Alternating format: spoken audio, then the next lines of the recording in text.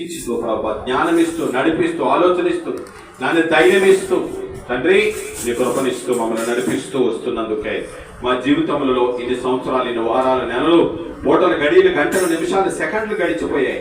దానికి కారణం నీవని మరొకసారి నీ పాత్ర తండ్రి నీ కొందనాలు ఇచ్చిన ఈ నూతన పునరుద్ధాన ఆరాధన దినమును మేము తండ్రి నాయన పాటిస్తుండగా నాయన ఆరాధన క్రమంలో మేము బాలిభాగస్తులై మమ్మల్ని ఉంచినందుకు నీకు వందనాలు, స్తుతులు, స్తోత్రాలు. ఇటువంటి మహత్భాగ్యము తండ్రి ఎంతో మందికి నాయన నిజమైనటువంటి బిడ్డలకు లేకపోలేదు. వారికి ఎరిగి కూడా ప్రభునికి దూరం అయిపోతున్నటువంటి బిడ్డలు అనేక మంది ఉన్నారు.